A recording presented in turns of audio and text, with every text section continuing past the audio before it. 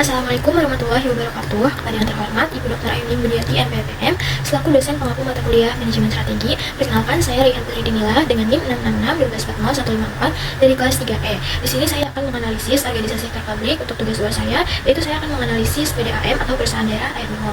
Nah, pada slide pertama ini ada tabel IFAS atau internal faktor. Nah, di sini internal faktor utama PDAM itu seperti tenaga kerja yang cekatan, pendapatan yang stabil dari pembayaran pelanggan, ketersediaan air baku yang relatif stabil, pengelolaan alat yang baik, penanganan kebocoran pipa yang cepat, serta meningkatnya permintaan air setiap tahun. Nah, kekuatan-kekuatan ini itu yang menjadi modal penting bagi PDAM mengembangkan operasional kerjanya. Nah, sementara itu pada bagian weakness terdapat beberapa kelemahan, diantaranya kurangnya jumlah teknisi, tingginya tingkat kebocoran, pendapatan akibat energi menurun, terus kualitas air saat musim hujan atau kemarau, terus juga kondisi pipa distribusi yang tua dan rawan bocor, terus metode perawatan yang masih reaktif, serta tingginya keluhan terkait tekanan air.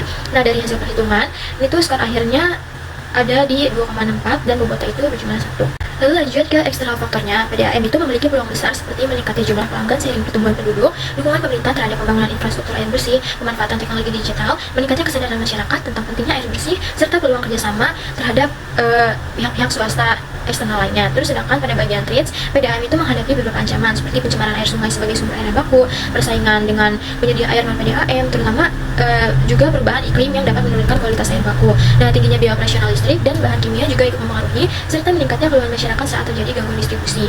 Nah, di sini total skor itu adalah 22,89 dan bobotnya itu berjumlah 1. Nah, berdasarkan skor-skor yang diperoleh dari IFAS dan EFAS, sekarang pada kuadran SWOT terlihat posisi strategi PDAM. Nah, titik koordinatnya itu berada pada 2,64, di strength dan opportunity-nya sebesar 2,89. Posisi ini menempatkan PDAM pada kuadran 1, yaitu kuadran growth atau pertumbuhan. Artinya PDAM memiliki kekuatan yang besar dan peluang yang tinggi, sehingga strategi yang tepat digunakan adalah strategi agresif, yaitu strategi yang memaksimalkan kekuatan internal untuk memanfaatkan kekuatan eksternal atau peluang eksternal. Slide selanjutnya itu menampilkan strategi SWOT yang terbagi menjadi 4 bagian, yaitu SO, WO, ST, dan WT, serta bagaimana implementasinya dan penanggung jawabnya yang berbeda-beda. Yang pertama itu strategi SO atau Strength and Opportunities. Strategi ini memanfaatkan kekuatan PDAM untuk mengimplementasikan atau menangkap peluang yang tersedia, seperti memperkuat digitalisasi layanan melalui pengembangan aplikasi dan sistem pelaporan online, terus juga meningkatkan pelatihan teknis berbasis teknologi digital, terus mengoptimalkan pendapatan melalui sistem billing otomatis, mengintegrasikan SOP agar pelayanan semakin cepat dan responsif.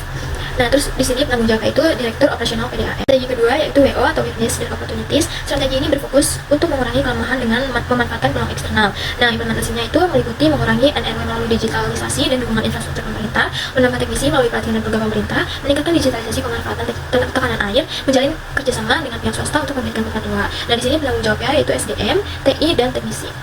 Strategi selanjutnya yaitu ada ST atau Strength dan Threats. Nah, strategi ini memanfaatkan kekuatan untuk menghadapi ancaman. Nah, beberapa implementasinya itu memperkuat keandalan jaringan distribusi melalui pemeliharaan rutin, meningkatkan koordinasi dengan pemerintah terkait regulasi dan komunikasi publik, mengembangkan digitalisasi sistem kontrol, meningkatkan efisiensi operasional dan pengendalian biaya. Di sini penanggung jawabnya itu ada SDM teknis dan distribusi. Lalu ada strategi WT atau Weakness dan Threat. Nah, strategi ini berfokus untuk mengurangi kelemahan sekaligus meminimalkan ancaman. Implementasinya meliputi permajaan pipa tua untuk mengurangi risiko gangguan, melakukan perawatan preventif untuk mencegah kerusakan, mengurangi tingkat NRW agar biaya operasional terkendali, memberikan edukasi kepada masyarakat saat terjadi gangguan distribusi. Nah, penanggung jawabnya itu ada maintenance dan distribusi.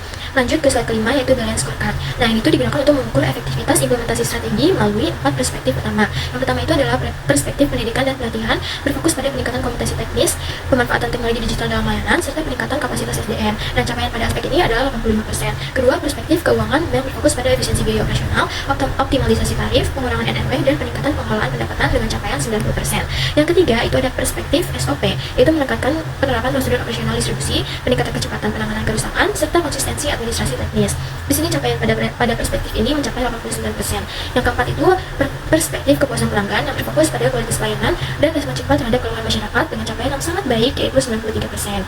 Nah, di akhir analisis kami memberikan kesimpulan bahwa pada bagian ini PDAM ini berada pada posisi pertumbuhan yang kuat. Hal ini ditunjang oleh teknologi yang memadai, tenaga kerja yang cekatan, serta meningkatnya kebutuhan air bersih di masyarakat. Meski PDAM masih menghadapi sejumlah tantangan seperti kondisi pipa tua, tingginya NRW, serta perubahan kualitas air baku, melalui strategi SWOT dan penerapan balance scorecard, PDAM itu berupaya meningkatkan efisiensi operasional, memperkuat digitalisasi layanan, meningkatkan kualitas pelayanan, serta mengoptimalkan pelatihan SDM. Dengan seluruh langkah ini, PDAM diharapkan mampu memberikan layanan air bersih mampu memberikan layanan air bersih yang lebih baik lagi, lebih cepat dan lebih berkualitas bagi masyarakat luas. Terima kasih telah menyimak presentasi ini. Semoga analisis dan strategi yang disampaikan dapat memberikan gambaran yang lebih jelas melalui arah pengembangan PDAM ke depannya. Terima kasih. Wassalamualaikum warahmatullahi wabarakatuh.